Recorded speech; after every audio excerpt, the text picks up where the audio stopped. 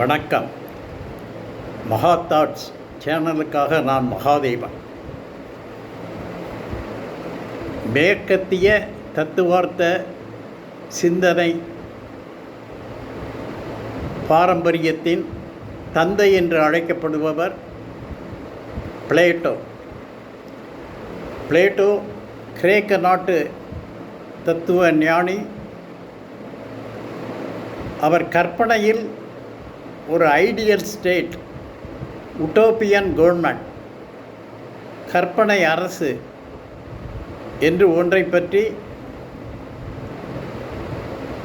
விளக்கியது உலக பிரசித்தி பெற்ற அரசியல் மாடலாக பேசப்பட்டது. ஆனால் அது கற்பனை மாடல். ஃபிலாசபர்ஸ் கிங்ஸ், தத்துவத்தில் அல்லது அறிவாற்றலில் சிறந்த அறிவாளிகள் அவரது கற்பனை அரசை ஆளுவார்கள். அதில் 3 பிரிவுகள் உண்டு. ஒன்று ஆள்பவர்கள், மற்றொன்று மக்களை காக்கும் இராணுவம் போன்ற வீரர்கள், 3வது பிரிவு பொருள்களை உற்பத்தி செய்யும்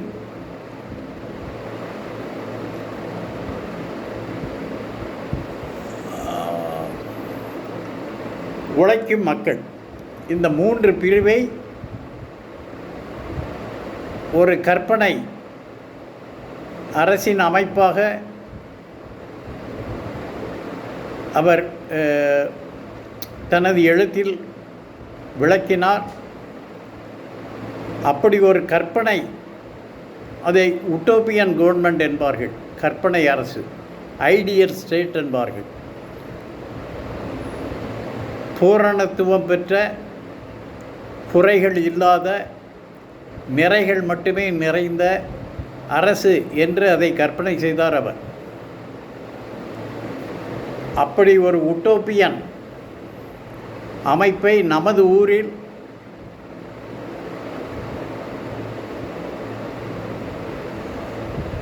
நமது முக்கிய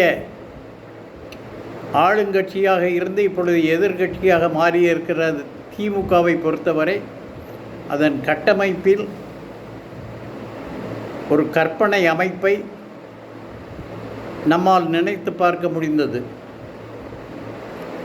அந்த கற்பனை அமைப்பில் முன்னாள் முதல்வர் ஸ்டாலின் நிரந்தர தலைவர், கட்சியின் நிரந்தர தலைவர். உதயநிதி ஸ்டாலின் நிரந்தர துணை முதல்வர். கனிமொழி அல்லது அன்பில் மகேஷ் பொய்யாமொழி கழகத்தின் பொருளாளர். மூத்த திமுக தலைவர்கள் அனைவரும் சிறப்பு உயர்மட்ட செயற்குழு முக்கிய உறுப்பினர்கள்.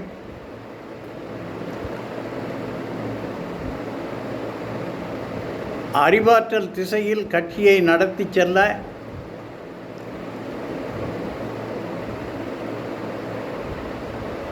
அறிவியல் திட்டங்கள் மற்றும் கொள்கைகள் செயல் தலைவர் என்ற பதவிக்கு பழனிவேல் தியாகராஜன்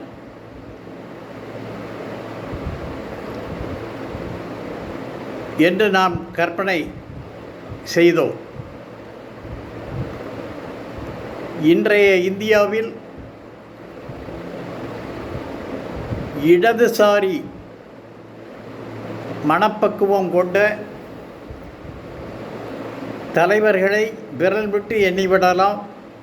தமிழகத்தில் ஸ்டாலினும் உதயநிதி ஸ்டாலினும் அந்த பட்டியலில் சேருவார்கள்.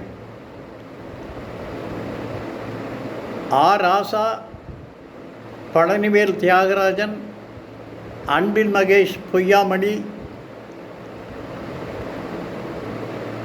திருச்சி சிவா போன்றவர்கள் அந்த இடதுசாரி மனநிலை கொள்கையாளர்கள் என்ற பட்டியலில் இணைவார்கள்.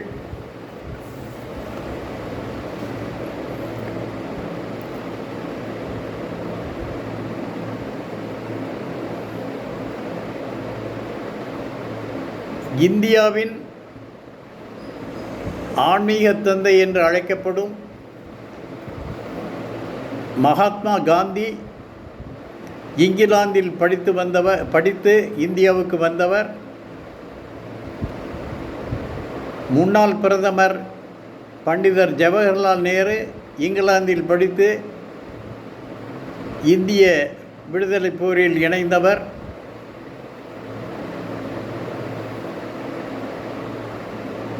காந்தியின் ஆன்மீகம் உலக பிரசித்தம். அதுபோல நேருவின் அறிவியல் பார்வையும் உலக பிரசித்தமாக இருந்தது. இருவரும் எதிரும் புதிருமான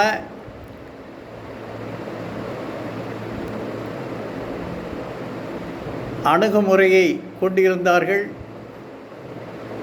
ஆனாலும் இணைந்து பணியாற்றினார்கள். கார்ல் மார்க்ஸும் ஏங்கல்ஸும் இடதுசாரி தலைவர்கள். அதனால் அவர்கள் இணைந்து பணியாற்ற இடமிருந்தது. மகாத்மா காந்தி பெரும்பாலும் ஒரு வலதுசாரி தலைவர். நேரு பெரும்பாலும் ஒரு இடதுசாரி சிந்தனையாளர். ஆனால் மகாத்மா காந்திக்கு மிகவும் இணக்கமாக இருந்த முதல் சீடர் நேரு. நேருவுக்கு மிகவும் இணக்கமாக இருந்த குரு மகாத்மா காந்தி. தனது சுயசரிதையில் நேரு எழுதும்போது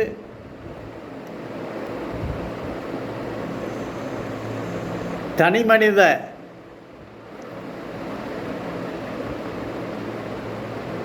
மனச்சுத்தம், பியூரிட்டி பற்றி காந்தி பேசுகிறார். அதற்கும் தொழில் வளர்ச்சிக்கும் என்ன சம்பந்தம் என்று எனக்கு தெரியவில்லை என்று சுயசரிதையில் எழுதுவார். I do not know what connection is there between individual purity and industrial development என்று எழுதியவர் நேரு. இப்படி எதிரும் புதிருமாக இருந்தாலும் இணைந்தே பணியாற்றியவர்கள் அவர்கள். காந்திக்கு மிகவும் பிடித்த தலைவர் நேரு, நேருவுக்கு மிகவும் பிடித்த தலைவர் காந்தி. இருவரும் இங்கிலாந்தில் கல்வி கற்றவர்கள். காந்தி மேற்படிப்பை இங்கிலாந்தில் படித்தவர், சட்டப்படிப்பை. நேரு பள்ளிப்படிப்பை இங்கிலாந்தில் படித்தவர்.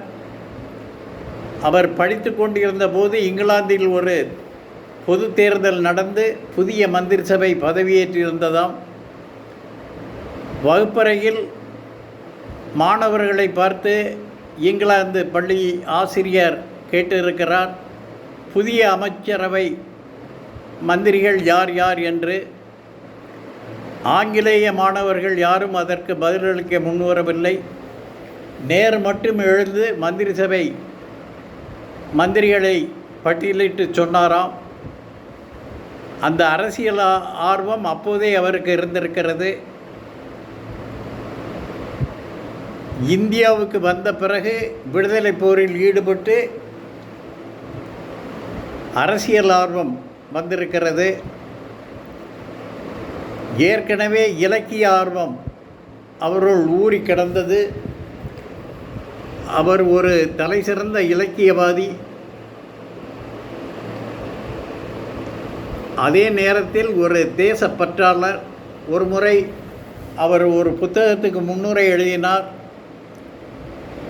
If anybody சூசஸ் to read this book, he must know this was the man who with all his mind and heart loved India and Indian people, and they in turn gave him their most love and affection abundantly and extravagantly.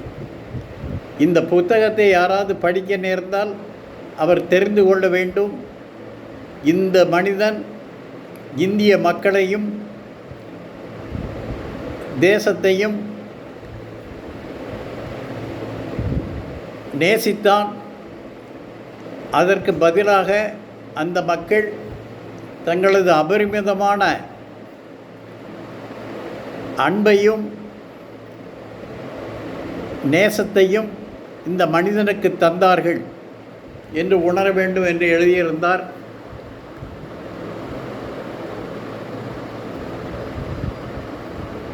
அவரது இலக்கிய புலமை உலக பிரசித்தம். ஆனால் அவர் முதல் பிரதமர் ஆன பிறகு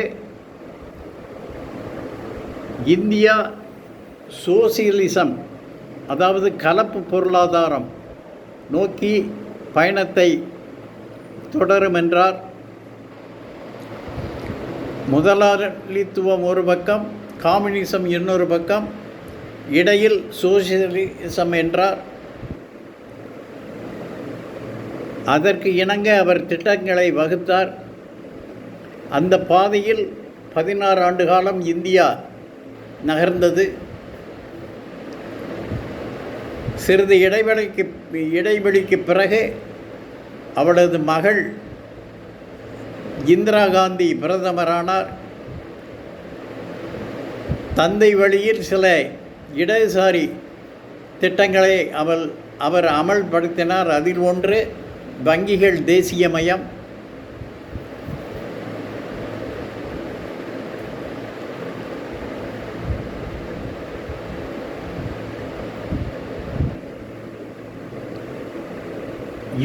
இப்போது இருக்கும் தலைவர்களில்